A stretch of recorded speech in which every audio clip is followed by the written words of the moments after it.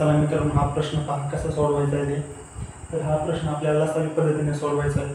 बघा प्रश्न काय आहे.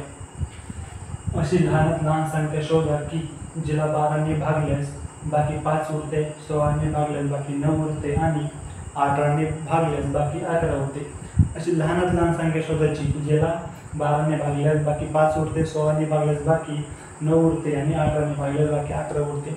बघा मी मांडणी कशी करू त्या पद्धतीने तुम्हाला मांडणी करायची. आपल्याला हे गणित लसावी पद्धतीने सोडवायचे. बघा चला, 12ने भागल्यास बाकी 5 उरते, 16ने भागल्यास बाकी 9 उरते 9 आणि 18 मायनस 11 बरोबर 7. आता आपल्याला 12, 16 आणि 18 यांचा लसावी काढायचा. आता आपल्याला 12, 16, 18 लसावी.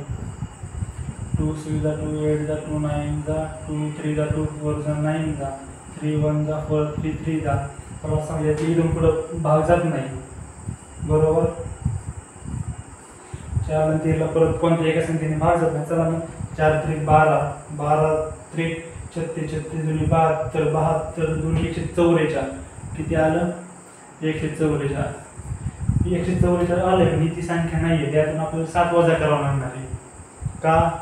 सगळ्यांनी भाग जाऊन 7 बाकी उरले पाहिजे बरोबर. सगळ्यांनी भाग जाऊन 7 बाकी उरले पाहिजे म्हणून 144 वजा 7 बरोबर 137 हे आपलं उत्तर असणार आहे. किती? 137 हे आपलं उत्तर असणार आहे. ह्या प्रकारे हा प्रश्न सोडवायचा आहे.